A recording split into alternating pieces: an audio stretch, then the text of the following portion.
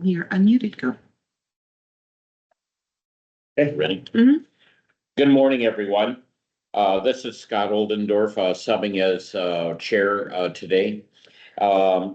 Let's have the call to order. Jeanette, do we have a quorum? Yes, sir. Okay, Let me do the roll call. yes? All right. Alan Forrest. Alejandra Frejo Arque. Alejandra, She's muted, but we see her. Sorry, smiling. I'm here. there you are. Hello. The Anne Marie is not on yet. Asia Philbin. Here. Craig Canizaro. Eric Sulwall. Here. Anne Marie Wolf. Good morning, Anne Marie. Oh, Kirsten Wainsvik. Here. Matt Mathewson. Here. Scott Holt. Here. All right, Scott Oldendorf Here. and Steve Foley. We have a quorum. Very good. Thank you very much. Just want everybody to listen to the virtual meeting reminders. Please mute your microphones. This will help ensure there is no feedback and background noise that may interfere with the speaker. If a committee member would like to speak or ask a question, please use the raise your hand feature. Remember to lower your hand once your question has been answered and or you have finished speaking. When you are ready to speak, please unmute your microphone. This is especially important during the votes. Do not forget to mute your microphone when finished.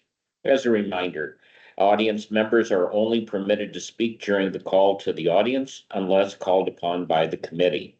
This meeting is being recorded to satisfy the open meeting law requirements. So again, this is the Regional Wastewater Reclamation Department Advisories Committee meeting of April 24, 2025. Let's all stand and pledge of allegiance. I pledge allegiance to the flag of the United States of America and to the republic for which it stands, one nation, under God, indivisible, with liberty and justice for all. Okay, we'll start off this morning by the call to the audience. Do we have anyone with any comments for the call to the audience? Okay, we must be doing good. There's no call to the audience. Safety share. Now, I want to see the first person that's going to stand up and say something at safety share before Jackson does.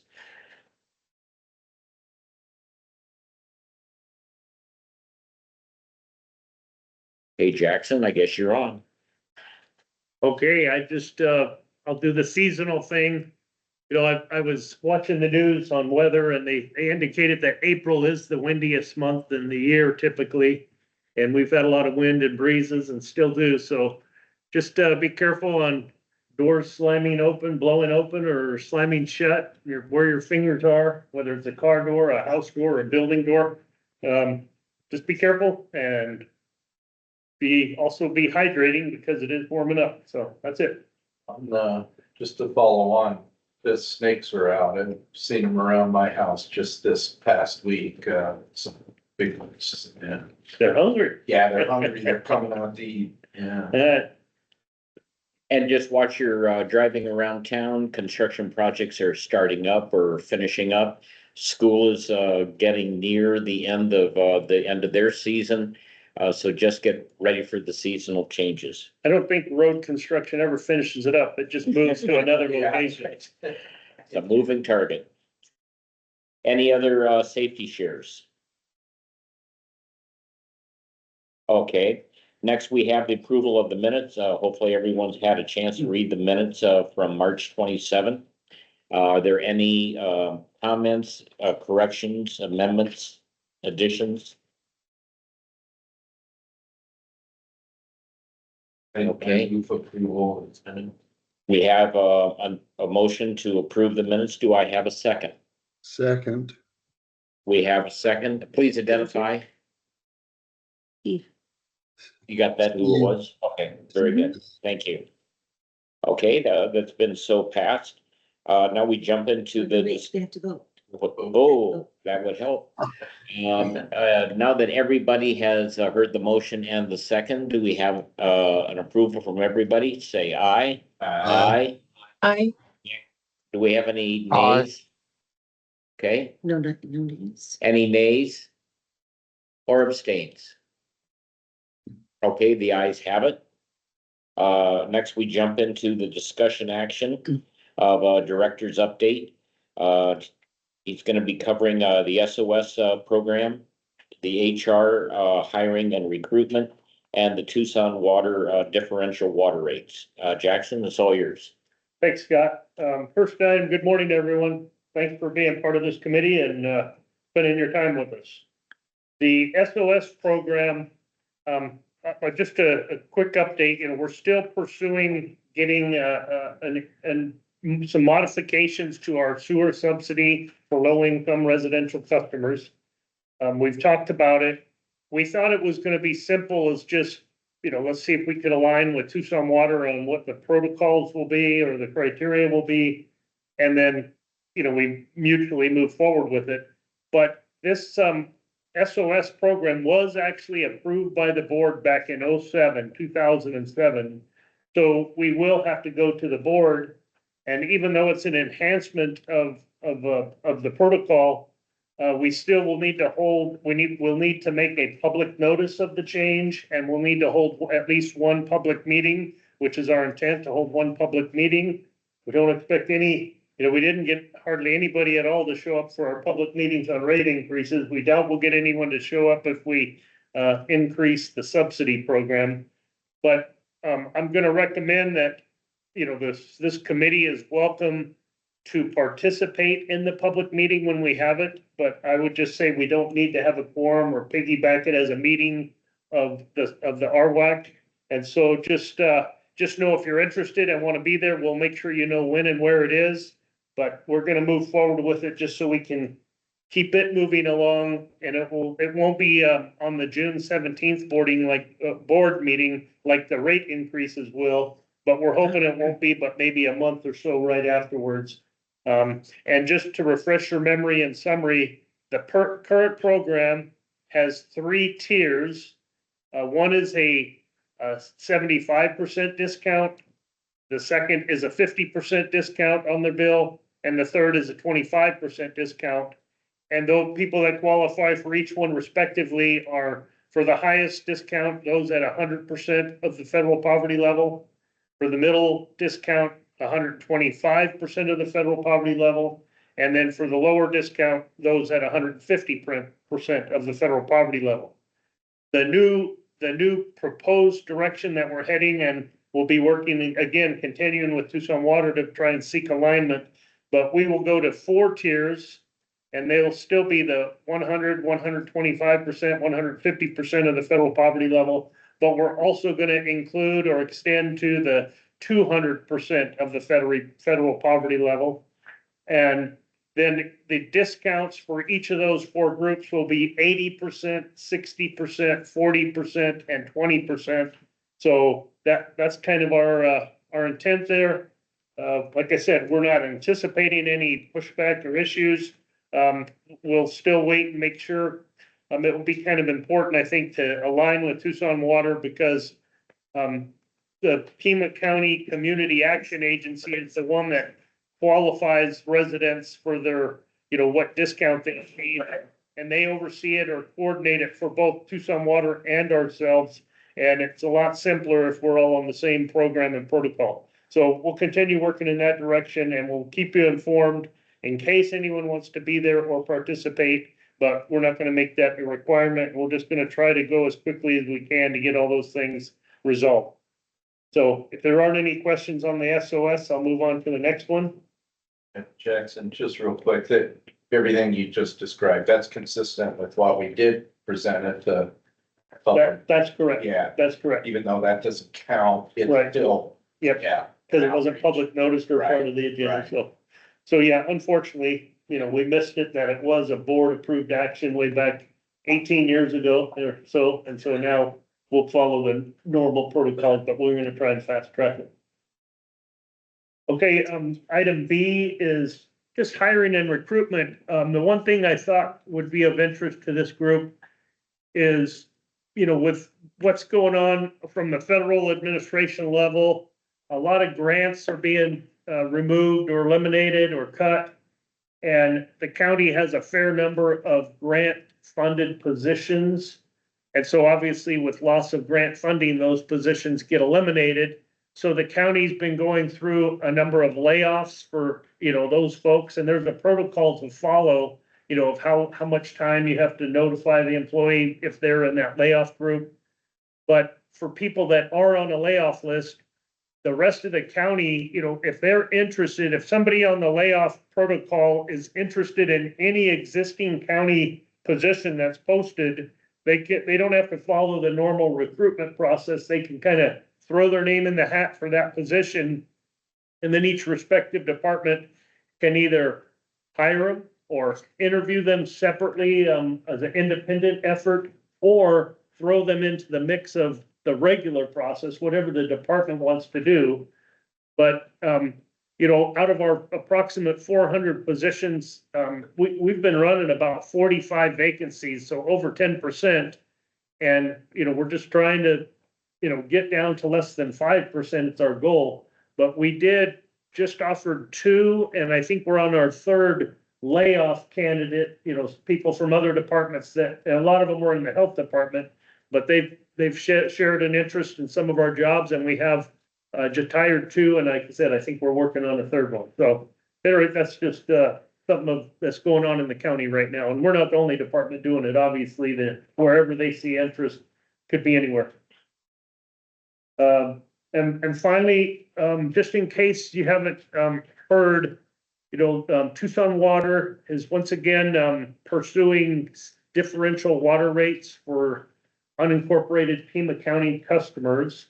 And I think I saw that with those rates, they were looking at as much as maybe a 23% increase to the water rates for those customers. The Pima County Board of Supervisors was not very pleased with that. This is something that started. The county filed a lawsuit and won the lawsuit, and the city went back, Tucson Water went back and spent money on a more thorough evaluation of costs to try and assign, some semblance of what looks like, it's high, it costs more to serve unincorporated Pima County. And so with that, that's what they're moving forward on. But as a result, the county will be evaluating all of our activities with the city and looking, what, if any, changes are appropriate in light of a different way of doing business. So just let you know, that's an important topic in the county right now. So I think that's all I have, unless there's any questions. Are there any questions for Jackson on his update? Well, it looks like you're efficient, Jackson. Nobody has any additional questions. Okay, well, thank you everyone for that. And Jackson, next on the agenda is the 2025 financial plan review with Art Curzon. Art, it's all yours. Thank you, Mr. Chair, members of the committee. It's a pleasure to be with you this morning. I don't have a formative presentation for you. I believe Jeanette sent out the draft rate plan earlier this week. And what I really wanted to express today is that is the rate plan that will be presented to the Board of Supervisors on June 17th. It is the same rate plan that we've been discussing at least since my tenure when I began in December. And I think there were discussions that Ms. Moulton had with the committee prior to that. So I just really wanted to share that with you. I think there's maybe one sentence in that document that may need to be updated depending on the action that the board or the committee takes this morning with respect to approving that rate plan. As you know, we've talked about it as a committee, as a finance subcommittee over the past 4 months. I feel like it's been at every meeting. I know that we have had the 3 rate presentations, which contain much of the same information. So I just wanted to pause there, ask if there were any questions. I don't have a prepared presentation for you, in part because it has been the same information that we've been providing to the committee, certainly since December and likely before that time. Does anybody have any questions for Art? Okay, I guess you did a great job, Art. No additional questions on this topic. You have a second topic for us, which is the fiscal year 25-26 budget request review. And Did you- before you go there, Yes. Scott, Matt has his hand up. I'll snuck it in there. Okay, Matt, sorry about that, sir. No, Your question? Yeah, sorry, I was a little late on the draw here. Like Art, I don't have anything formal either. I made a few notes as I was walking or reading through the draft. And if you'll bear with me, I'll just kind of go through it and ask those questions if it's okay. Yeah, go ahead. So on page 1 at the bottom where you make your recommendation, talking about the annual increases of 3% for the wastewater utility fee and 3% and 1.75 for the sewer volume fee and the service charge. There's no indication of the term of the increases. It says annual increases, to be followed by annual increases of 1.75 or request annual increases of 3%, but it just says per year, which I guess could indicate that it's an indefinite sort of increase. I guess my suggestion would be to put in there annual increases of 1.75 for, the next 3 years or the specific years that you're talking about. And I assume, my recollection is that's the case, that these increases are only for those years. So something to consider there. Yeah, good catch, Matt. Very Yeah, good. very good catch. You like that one? Wait till you hear this one. But I kind of like leaving it the way it is and we'll just keep going and we'll be set. So page 2, key assumptions. There's a bullet list there. The second one talks about an increase in user fees at the rate of population growth with annual rate increases beginning in September of 2026. I was thinking we were going to start those in September of 2025 this year. Isn't that right? No, it's actually August of 25. Because the board is gonna be on the board agenda in June and we're, anticipating approval, but we never know, but because we didn't seem to get a lot of opposition or pushback, that's my expectation. And then it can't go into effect until 30 days, which from mid-June, it goes to mid-July. But that's in the middle of a billing cycle because some July customers already have paid at the old rate and other customers will pay at the new rate. We said, we'll just start beginning of August with all of the 4 billing cycles for a month Right. Covered. So it would be August of 25. So another good catch. So both the second and the third bullets then have beginning in September 2026. Yep. That needs to be corrected. Yep. Yeah, I think we just, we very likely mixed the fiscal year with the actual calendar year. Right. Okay, moving on down to the bottom, the last 2 lines on page 2. You refer to analysis as of February 28th, 2025 for operations and March of 2025 for capital. I didn't know if there was you include a specific date for the operations, February 28th. I didn't know if there was a specific date for the capital That'd be nice. analysis that you'd want to include there, or if you don't put a date in for March, maybe you don't want one in there for February, just to kind of make them look parallel. Again, just We can remove the specific date from February. minor thought. Let's see here. This is where it gets awkward, sorry. Now, these are all great catches. Keep going. And not so much a catch, but a question, I guess, page 7. The first sentence under sewer revenue debt financing talks about how much debt the county had at the end of 24, calendar 24. And then it talks about 45.5 million in obligations issued in October of 24. If I was looking for a number where the current debt amount of the department is, would it be correct to add the 343.8 to the 45.5? And that would be how much our debt is currently, roughly? Let me read Michelle? that. I think that's accurate because the presentation in the document is as of June 30, 2024. It was 344 million. The county issued the obligations in October of 2024, which would have been in fiscal year 25.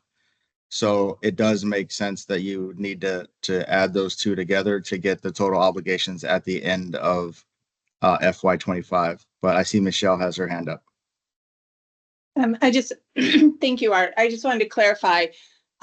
We also defease debt just like we do every year, and we have a debt service principal payment at the end of 25. So the actual outstanding debt at 6/30/2025 would be 323,380.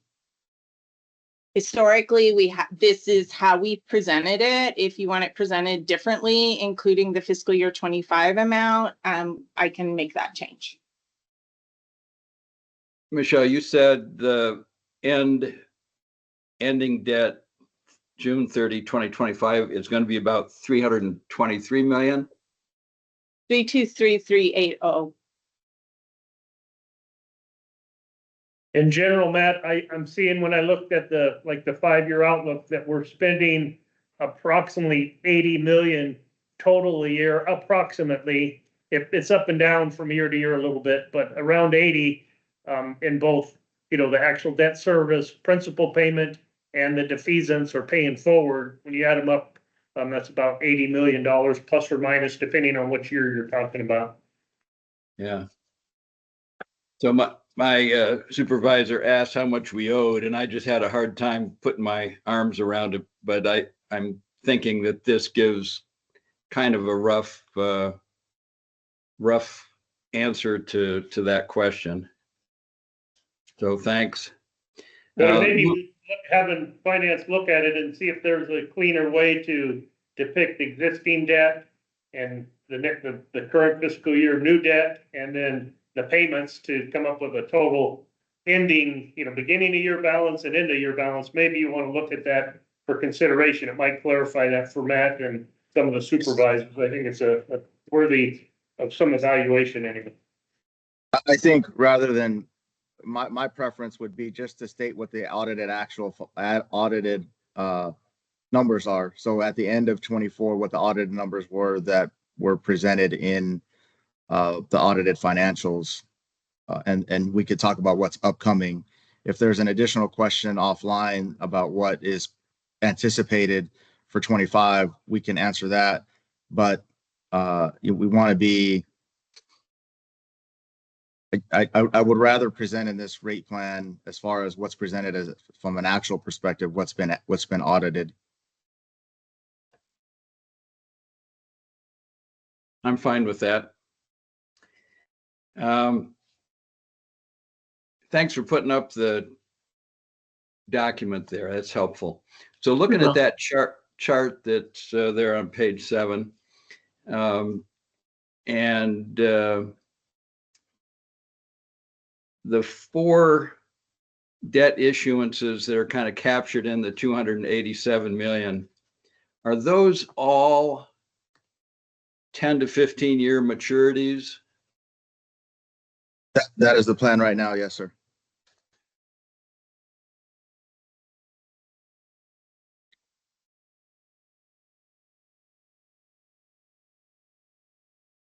Page 8, under debt service payments, that shorter paragraph there in the middle, figure 5 shows the debt service payments from fiscal year 23, 24, and et cetera. I think there's another case where it should be 24 to 25, because that's the first Yep. first column there. Yeah, that appears. We need to confirm what is right. Is the graph right and the titles are wrong, or is the wording right and the graph is wrong? Well, I think the graph, I think the graph is right and the wording is wrong. Okay.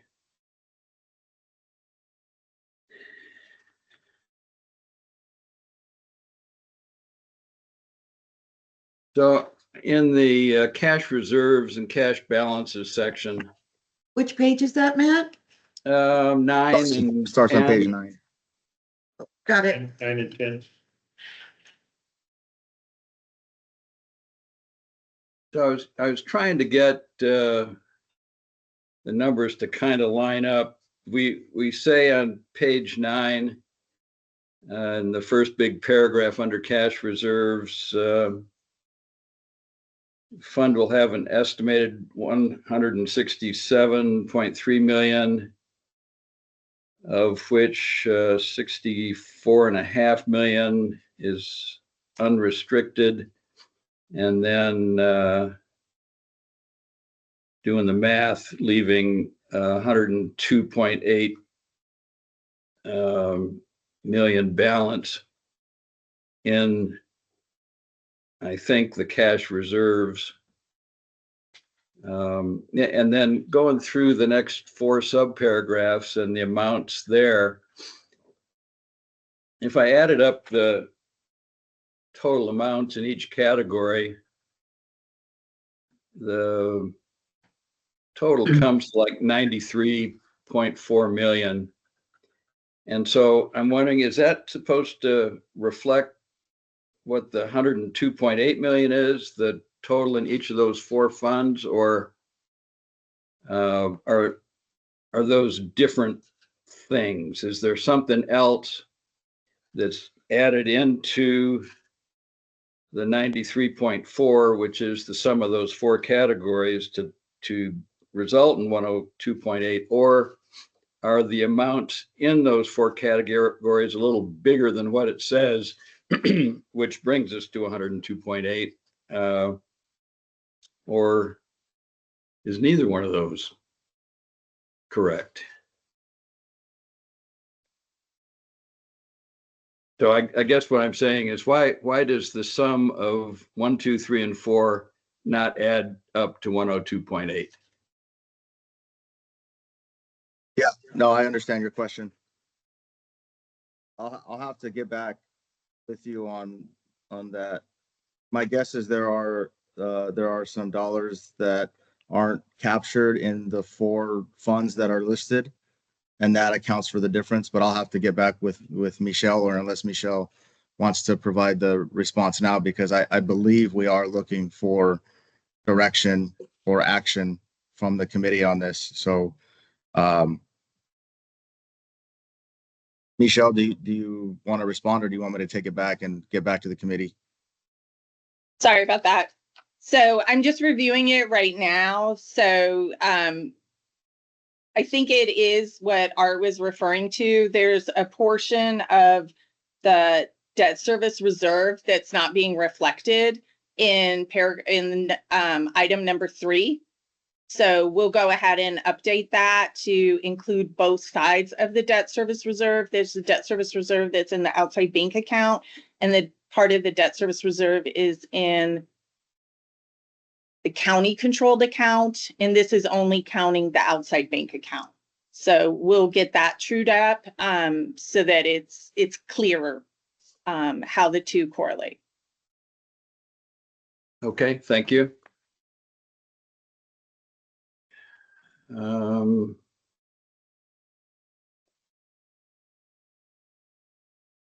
Top of page 11, Jeanette.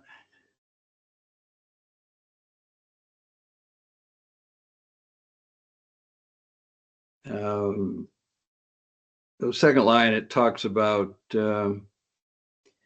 us being committed to setting rates that maintain a rating agency debt service ratio of greater than 1.3.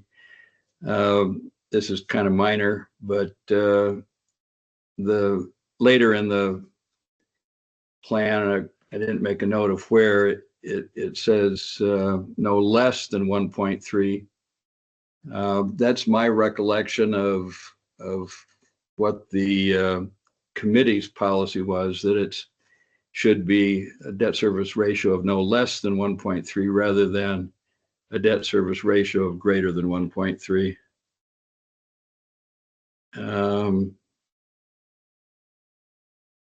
Let's see. At the bottom of page 10, Matt, it says a rating agency debt service ratio of 1.3 or greater. That's one reference to it. Good. Yeah. Thank you. Let's see.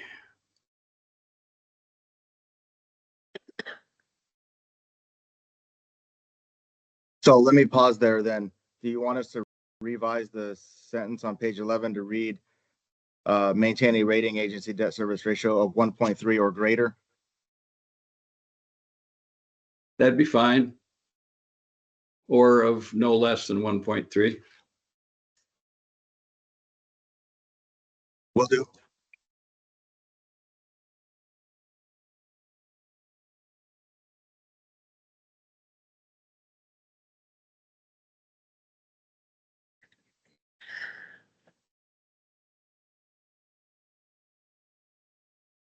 And I think we talked about this at a prior meeting, and I'm into Appendix B now.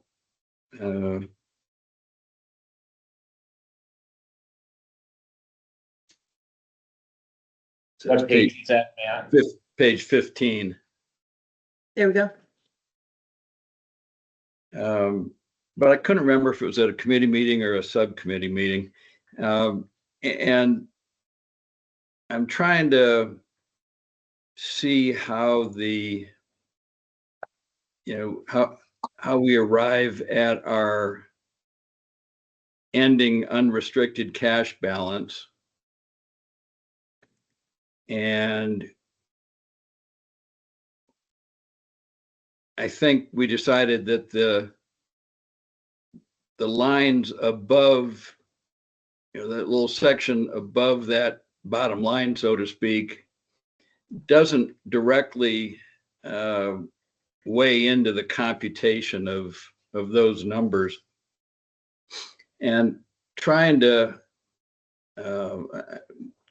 make a comparison between the ending unrestricted cash balance each year and then the prepayments that are made each year, thinking that, okay, we end up with X amount of unrestricted cash available, and then we're going to make Y amount of prepayments the next year, kind of based on where we stand.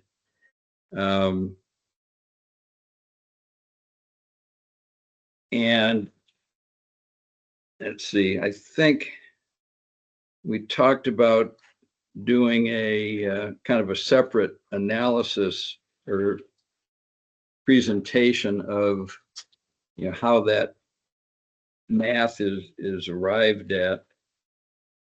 But I wasn't sure that, I didn't know if Appendix D did that. Is that where I should be able to kind of see how we come up with the ending cash balance and then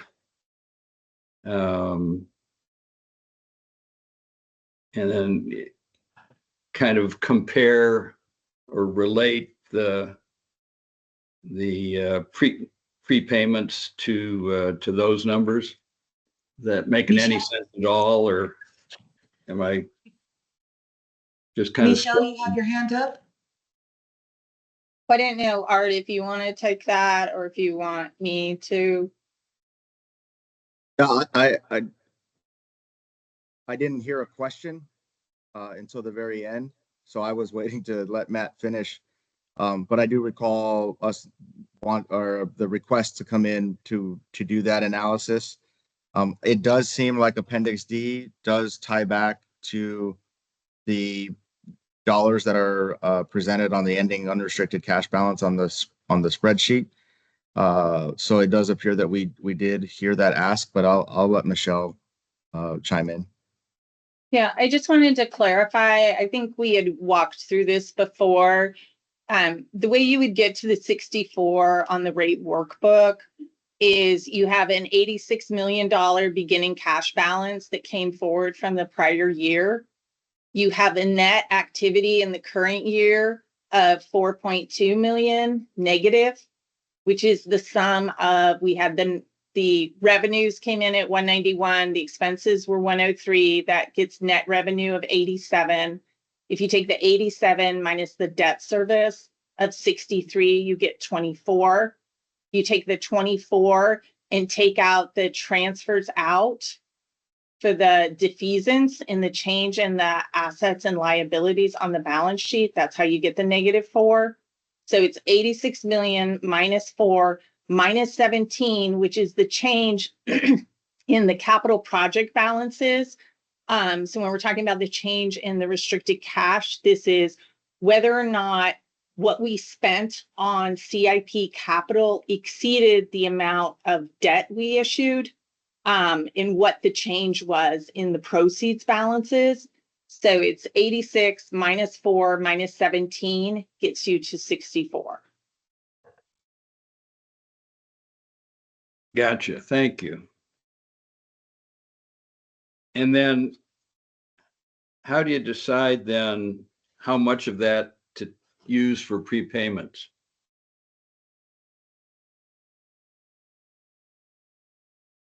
We work with a financial advisor to evaluate the outstanding debt, what's outstanding, what makes sense, whether or not we can call or defease it, what is available in cash. Again, our goal is to keep an ending cash balance of about $50 million.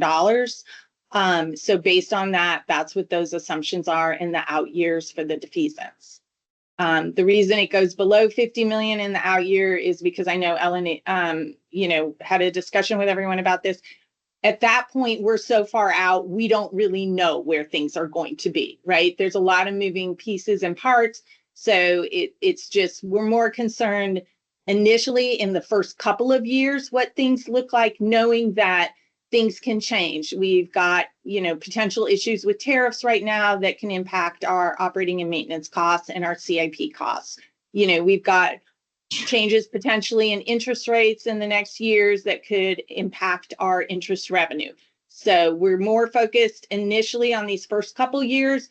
On the out years, we want to show that we're aware of what's going on, but we're not suggesting any changes until we get closer to that time. Does that answer your question? Yeah, I think it does. If I can just retain that for more than a month, Michelle, that'd be great.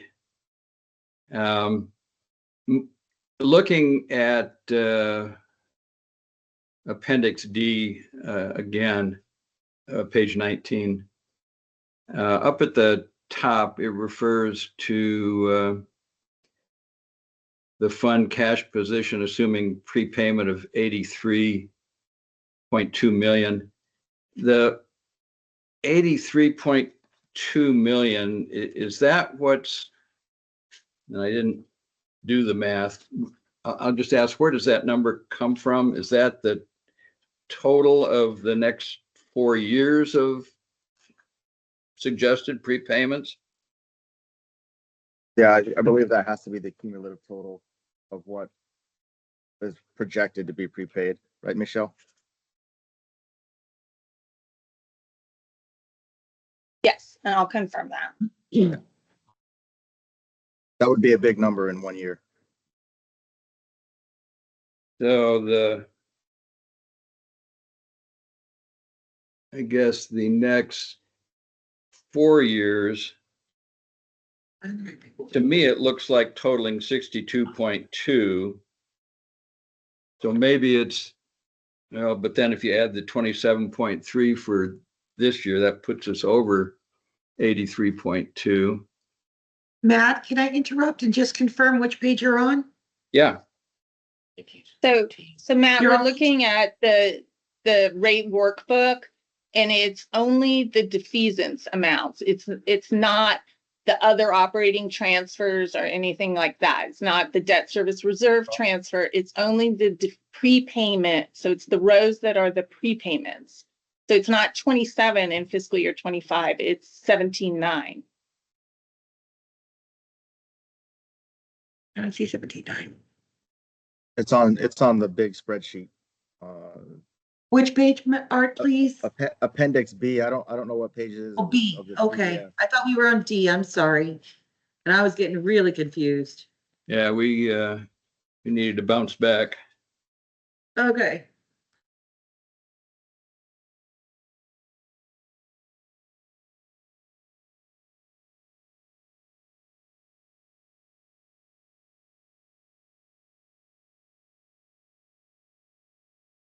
Okay, well, I'll look at those and, I mean, Matt, I confirmed it, Ty. So okay, the sum of the prepayments on the rate workbook tie to the reference at the top of Appendix D. 83.2, okay. All right, and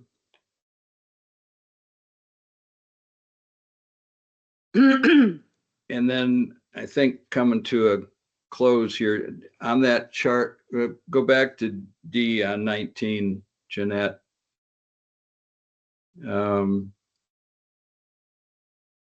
So there in the first three categories where you total the balance, got operations, the debt proceeds for CIP projects, and then CIP projects. I wasn't clear on that third one, what that number represents.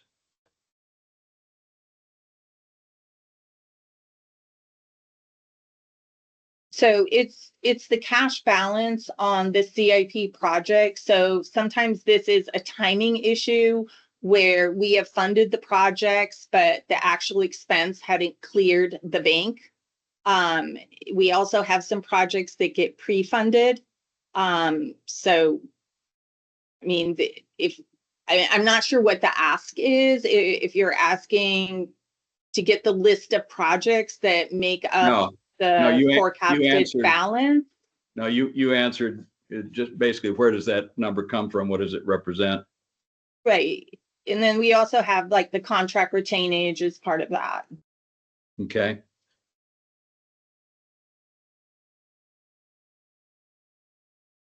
And so those numbers are what's estimated for the end of current and succeeding fiscal years, right? Yes. Okay.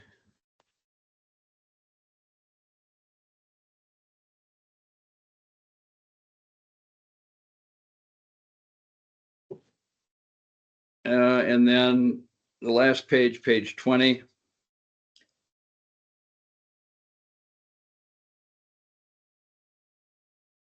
Appendix it's- C. Yeah, to help kind of make things clear there, I guess I'd suggest in that second paragraph, mentioning, what that additional ratio is, the 1.2, kind of to tie it together with the analysis below where you, in subsection 2, talk about the 1.2, and maybe even mention in that subparagraph 2, just a reference to the debt covenant. I'm just kind of trying to tie together the opening verbiage in that second paragraph to what is in the breakout below. So again, just a suggestion, but I suggest putting a reference to the 1.2 somewhere up in that opening paragraph, and then make a reference to specifically the word covenant in subsection 2, if that's the correct analysis. And beyond that, I'm out of questions and comments. Thank you so much, Matt. They were all good stuff to catch. We want the document to be accurate and correct, so thank you, Matt. Yeah, thank you, Matt, for those catches and clarifications. Does anybody have any additional questions for Art and Michelle? Well, I guess I might just ask, is how critical is the timing for approving this today, or do we have another month available where we could, kind of make these changes and then reconsider it next month? Is the RWRAC committee asked to approve this? I thought this was just a document. We done. give what you do is usually annually, you do a letter of recommendation to the board saying that you recommend what's in the financial plan for the upcoming financial year. This is, let me show you what we did. Let me just back up a little bit. Last year, I will share what we did. And I guess my second question then is, how does us, if we were to delay approving this, does this affect the rate increase that we've already set? No, Okay. no. So this is last year's letter. Basically just that the information provided in the financial plan, the RAC has read through and agrees with finance's recommendations and passes those recommendations on to the Board of Supervisors. That's basically all it is. Last year's was a little bit more complicated, but because it included the information about the rate increase. If we were to go back to 2023, 2 seconds. Bouncing back one more year. And while Jeanette is looking at that, we can bring this back in May. I don't think there's any harm in bringing it back in May we'll make these changes and we can have additional dialogue if necessary, or we just make the changes and have the board re-review it at the May meeting in time for the June 17th Board of Supervisors meeting. Great, thank you. Okay, so thank you, Art. Appreciate it. All right, anybody have any additional questions for Art and Michelle? Well, thank you, Art, and thank you, Michelle, for jumping in and clarifying everything for us. Thank you for the feedback and the comments. Yeah, thank you. Good catch, Matt.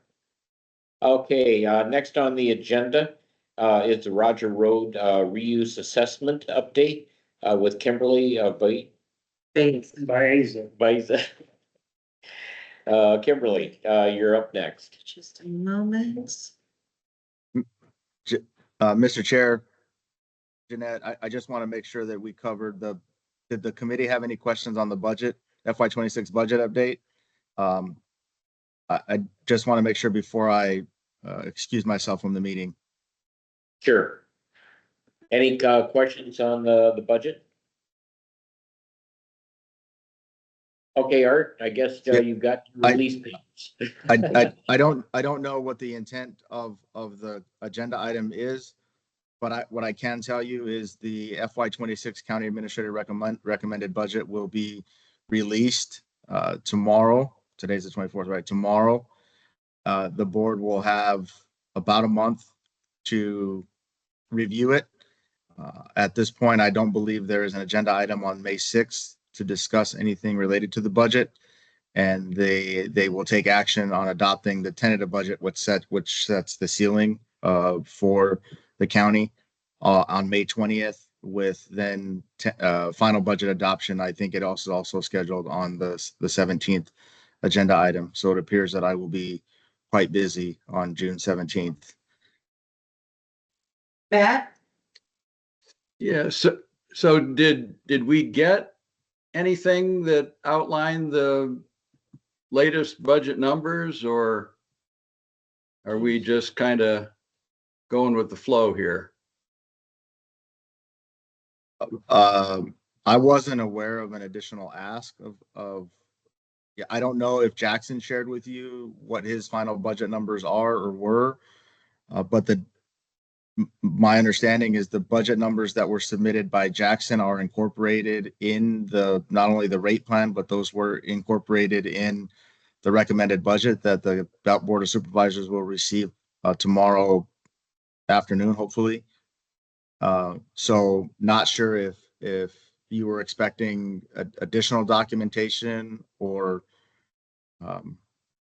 what the ask there is, but we did incorporate Jackson's budget requests into the county administrator's recommended budget, as well as the rate plan.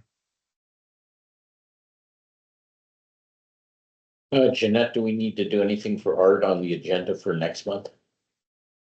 Nothing unusual. Nothing, okay. Well, thank you, Art. We really appreciate all the insight on that. If this is last attempt now, does anybody have anything for Art or Michelle? Okay, now we're gonna proceed over to the Roger Road plant with Kimberly.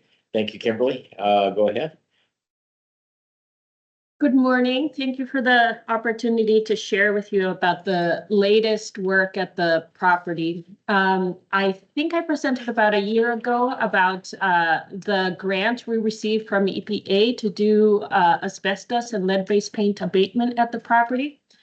And for those who may be unfamiliar with this property, this was Tucson's first centralized wastewater reclamation facility. So it kept the community healthy and the environment free of untreated sewage for over 50 years. So it's a special place. It has been abandoned, mostly abandoned, unused, I should say, for that purpose for over 10 years at this point.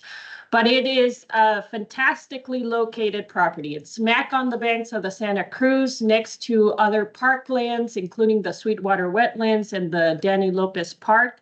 So it has a lot of potential. And thankfully, many in the community and beyond actually have recognized the tremendous potential of this property. So in addition to abatement related to the EPA grant that we received this year, we're doing additional reuse planning. And I'll share too about a collaboration with the University of Arizona College of Architecture and Landscape Architecture, where they've used the site as part of their design studio with 3 professors. So lots has been happening there. Oops, this is not advancing. What do I do? Oh. Give us a second. We're figuring out how to advance the slide. And so you may recall that we started work on this property in 2022. Thank you, Max. So what'd you do? You have to advance it on the computer it's shared on, so you. Oh, I was doing it. You don't have electric charging.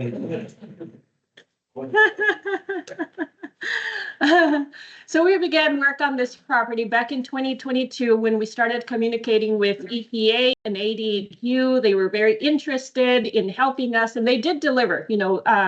EPA funded environmental site assessments at the property that were wrapped up in 23, I want to say. They also supported us with reuse planning technical assistance, on which we built on in this round of reuse planning. So, like I said, we got that grant for almost $500,000.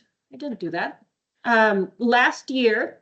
And so it'll support the lead-based paint and asbestos abatement from the property. And there's close to 20 buildings that have those hazardous materials incorporated into them. So we're going to remove that. And the request for proposals for that work is open as well. The oversight RFP just closed. So hopefully within the next couple of months, we'll have contracts in place to be able to begin the abatement work in the fall. And we're expecting to do that work in the fall as opposed to soon after the contracts are awarded to avoid the summer heat. This work will likely have to be conducted in Tyvek suits, so that property doesn't have electricity. So just for worker safety, it's sensible to do it, push it to cooler months. This map shows the buildings and structures that have the hazardous building materials. Blue is lead-based paint, yellow is asbestos, and then the single green building has both. And then we also have a 500-foot length asbestos pipe, and I don't seem to right there. 500-foot length pipe that needs to be removed in the drying beds of the former facility. And, okay, so reuse planning. This has been a really fun project, and we are being supported by the Center for Creative Land Recycling. It is a national nonprofit that specializes in helping communities recycle land, working with lands that were formerly industrial or other uses to commercial, but that are compromised by, their redevelopment is compromised and complicated by that history. So they come in and engage stakeholders to figure out a compromise plan for moving development plans forward. So most of the work they've been doing is convening stakeholders. We have a biweekly meeting with internal county stakeholders. So it's our department, flood control, conservation lands, economic development, and a few others that participate and develop concept plans that we have then taken out to the community for input on what is liked, what is supported, and what is, trying to find trying to develop a concept plan that we can then try to seek funding for. And I'll talk a little bit more about those efforts later. So we had we've been meeting most of this year, and we held the first stakeholder workshop with the community back in February.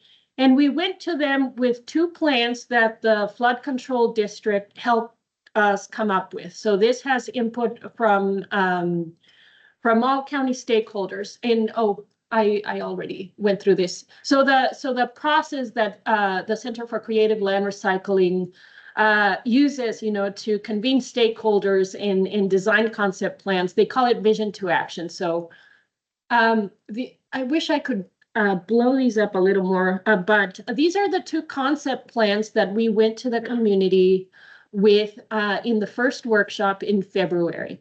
And so the one on the right, we based it on the reuse assessment report that EPA supported us with last year. And so county administration was supportive of plans or concepts in that reuse assessment plan from last year that had roughly half the property in some sort of redeveloped state, like for industrial uses, perhaps commercial. And then we had this other lighter footprint, the one on the left, that perhaps a quarter to a third of the property had some sort of industrial or commercial footprint. So in the first workshop, the plan on the right was resoundingly rejected, like 94% of participants in that meeting, and we had around 30 individuals participate. They resoundingly rejected that. And whereas the plan on the left, about 84 or 86% of participants rated it favorably. The Flowing Wells Neighborhood and Community Coalition Group have been very active. That they are the ones who helped us host the in-person meeting at their monthly gathering. It went very well. That group and others who attended that meeting were very vocal about wanting this property to have ecological restoration, open parklands, and a place, have it be a place where the community can gather for small gatherings. And they threw out ideas like, we want our version of the Sonoran Desert Museum in our neighborhood, which was fantastic. And so we took that. Eric, you need to mute. Working on it. Thank you, sir. Go ahead. So to build on the in-person workshop from February, we also implemented an online survey to cast a wider net and reach more community members for input on these plans. And we did really well with that survey.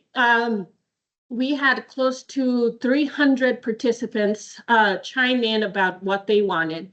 And the online survey and what we heard on in the in-person workshop in February were very closely aligned. People want a light footprint on the property. They want commercial uses, but that are like ecotourism themed, nature shops, perhaps local restaurants and food trucks, and very much wanted to have a large environmental and nature focused space at the property. And let's see, so these were just snips from the report that we got from CClear. All this information will be incorporated into a final report, but I can share that should you wish to see all the details of that. Let's see, overall impressions from the online survey. People want, again, light footprint and ecotourism commercial activities. Okay, so today at 6 o'clock, we have the second and last workshop as for this vision to action process for the property. It'll be at the Ellitown Community Center on Ruthroff. You all are welcome to attend, but this is the plan that we're taking back to the community that has all the feedback that they provided in the first workshop, in the online survey, as well as the informed perspectives of county staff that like flood control district. So the flood control district has stockpiled around 120 to 130,000 cubic yards of sediment on the property. And what they're proposing to do is raise the eastern portion of the property out of the 500-year floodplain and develop that area. And of course, the 2/3 along the Santa Cruz River in the southern portion of the property, those will be open space and parklands with trails and other light amenities. And so what the Flowing Wells neighborhood and others have asked is that the development that does occur, that it is more blended into surrounding uses. They don't want anything like ostentatious or superimposing like high buildings and stuff like that. One thing that we are taking back to them this time is that we heard through the survey interest in some sort of affordable housing. It is something that the Flowing Wells Neighborhood Association wasn't supportive of at the time. The way we are, the way we want to present this is, this property is large, it is centrally located, and there are needs in our community that we at least need to evaluate whether we can address on this property, and housing is one. Okay, so our flyer for the workshop later today, you're welcome to attend. And then I don't have any drawings to share about the work that the University of Arizona has done, but all the students' work will be displayed on May 2nd at an exhibit at the Sant Gallery at the which is at the University of Arizona campus. And so 3 professors from the College of Architecture and Landscape Architecture, Mackenzie Waller and Eric Schmall, and forget the name of the other instructor, but yeah, they use the property in their semester-long studio class. And they had over 30 students of varying skills and abilities come out there and use the Roger Road property as inspiration for their designs. And so these designs, should you visit the exhibit, they're not informed by what the community has expressed to us that they want on the property. I see it as, unbound creativity, and to help us both see what we definitely don't want, because there will be stuff that they propose that doesn't align with what the community has expressed, but there may be stuff that may really work with the uses that the community wants the property to have in the future. So that is next Friday, I believe. So 2 to 5:30 at the University of Arizona, and would be great if the public, including you all, show up to support the work. So what's been really gratifying about this project is how, when we started talking about it and inviting EPA and ADEQ to the property, I think we didn't recognize at the time the huge support and interest from the community in doing something with the property. So it's been really cool to be approached by the University of Arizona and others to see the property and use it for, helping students learn design processes and contribute to ideas for what may happen at the property in the future. Any questions? Does anybody have any questions for Kimberly? Kimberly, you probably mentioned it, I just got at this overall size property there. So it was originally like 50-ish acres. The southwestern corner has already been developed into the Agua Nueva Park that Pima County Natural Resources and Parks manages. So we're dealing with maybe 45 acres now that could be redeveloped. Or 40, I think it was 45 minus some of that, so I think it's closer to 40. Yeah. In that range. Yep. Thanks, yeah, I couldn't remember. Yeah. It's a good sized property. You don't get opportunities like this to, reimagine, redevelop such a large chunk of property in the middle of the city. Yeah. Especially along the. Oh, yeah, that's really excellent. Yeah. We have, Matt has a question. Yeah, thank you. Nice presentation. And I was wondering where the pickleball courts are going to be. Now, actually, I was wondering, this land has great value, and I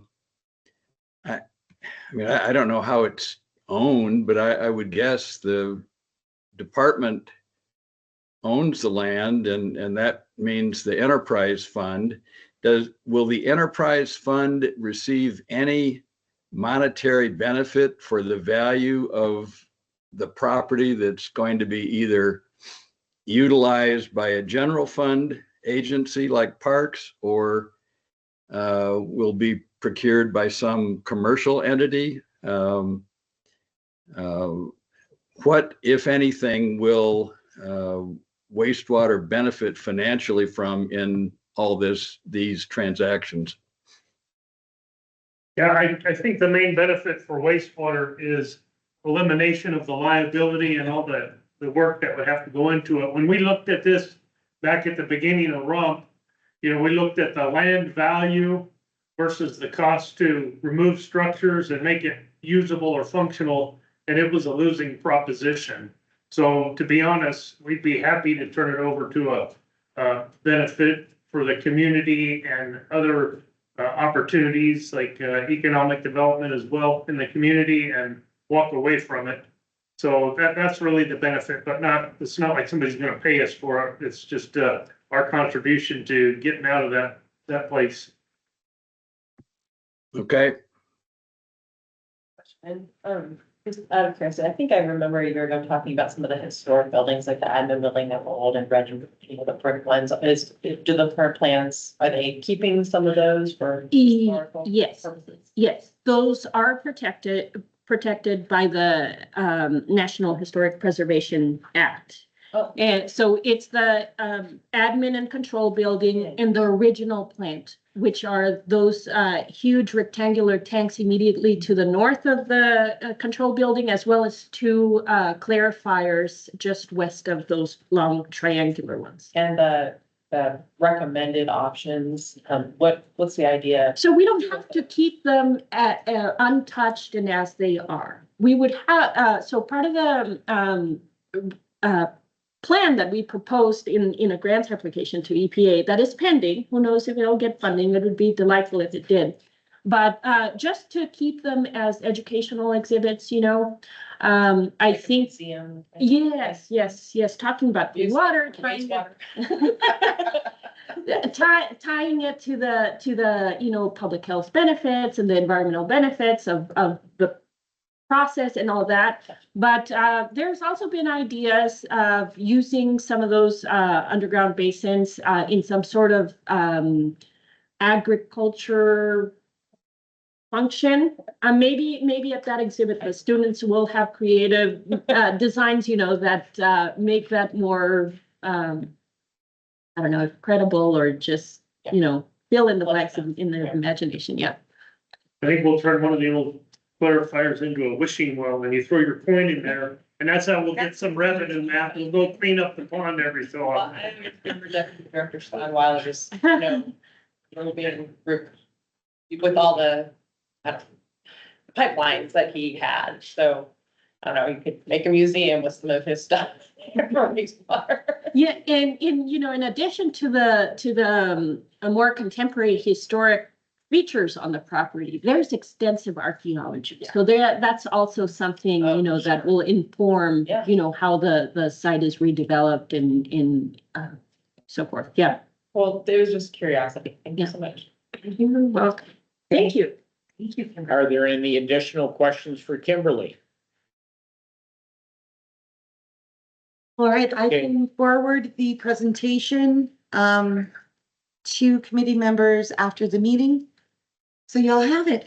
And I think it would also be good to advise of tonight's program and Can you send me May that? 2nd. We need to get that out to everybody. I personally would like to attend. Okay, sure. Kimberly, you send that to me and I'll forward it along.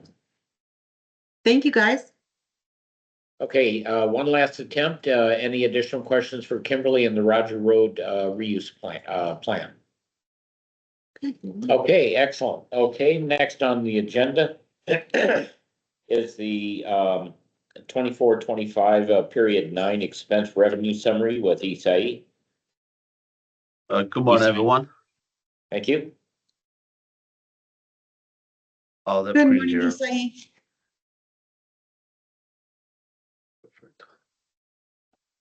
Oh, come on. Oh, my If you goodness. need, if you need me to share it, just let me know. My mouse having. Okay, I think I got it. Okay. Perfect. So financial reclaim water department summary for period 9 and then in March 31st. We see our adopted and revised budget is still the same, 104.8 million. Our actuals as of March 31st, 72.7 million. We're projecting 104.2, giving us a variance of 636,000, slightly under budget. So still a lot of things to come. So hopefully that stays strong. Our total O&M expenses, including the contra, depreciation, debt services, again, the adopted in the revised budget, 183.4 million. The actual is 125 million with a projection of 181.9 and giving us a variance of 1.4, almost $1.5 million. Scrolling down to our revenue, again, adopted and revised, 199 million. Actual so far is 136.7. We're still projecting 199.4, just slightly over our adopted budget for $400,000. And our rating agency ratio at this point is 1.36. Questions so far? Any questions for Isai? Okay. All right, Itai, thank you very much for the update. Next on the agenda is going to be the financial subcommittee report with Matt Matheson. Matt, it's all yours. So our subcommittee has not met since our last meeting, no plan specifically for a future meeting. So we have nothing to report. Thank you, Matt. Okay, are there any questions for Matt? Okay, next is the CIP subcommittee report with Asia. Asia, it's all yours. Hi, thank you. We have not met the CIP subcommittee, but we did schedule our next meeting. That's going to be July 14th. And now I can't remember. Jeanette, can you remind me when that is? It looks, I think from 9 to 11 a.m. on July 14th. Yes, you're 100% right. Could you say Okay. the time, please? 9 to 11, July 14th for the CIP subcommittee. And that's with Microsoft Teams. Yes, Okay, and you are on the committee. yes. Correct. I think I'm just in town, but that day. Okay, any other questions for Asia on the CIP? All right, seeing none, we jump over to the CWAC, Citizen Water Advisory Committee, with Alan Forrest. Yeah, so, really the big topic, when we met earlier this month was, what Jackson mentioned earlier, the differential rate and, how the methodology for how they adopted that. And I'll basically repeat some of what, Jackson already covered, but what staff went over with CWAC was the makeup of their expert panel that they brought together to help them work through a comprehensive and, I guess, defensible methodology. And again, I'm just the messenger here, so. And it was quite, the methodology is quite complex. I have to admit, even I was kind of struggling for how it all laid out, but the best I could summarize it, and I might not be exactly correct, but what I took away from it was that basically they looked at the existing infrastructure needed to take care of the existing city limits, and then the infrastructure required to provide water outside the city limits. Based on that infrastructure, they came up with, basically the value of that infrastructure that's going to outside and inside the city. And then they set the way I understood it is they're considering all of that infrastructure is owned by the residents within the city. So what they're looking at is to get a reasonable rate of return for that infrastructure being used outside the city. And so they set that rate of return up. And that's that kind of varying scale. I think it was like from 10 to 23%, but somewhere in there was what was recommended. And so the idea is to get that rate of return off the non-incorporated infrastructure and bring that back to those customers that are within the city limits. So it's a revenue neutral approach. So essentially, you raise rates on the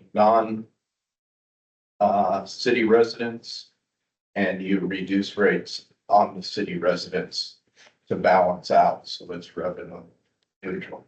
So that's what's moving forward. There's still a range, I think, of, where that return on investment, what that number is. I think that'll be up to mayor and council to decide when they get to it, but that's the best I can do on it. So.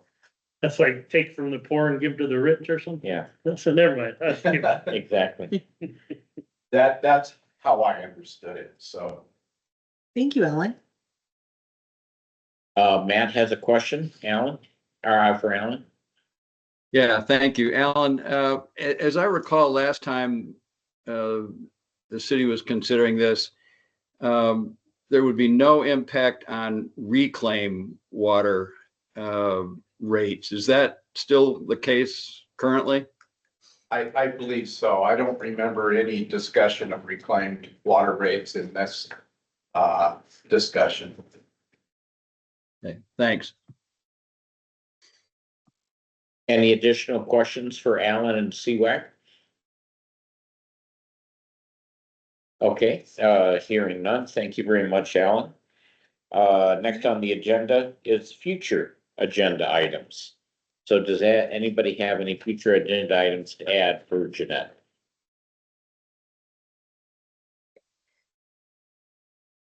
Okay, guess we're gonna have a light month next month. Okay. Next is a call to the audience. Any comments, any call to the audience? Okay, hearing none. Next is adjournment. Do I have a motion to adjourn?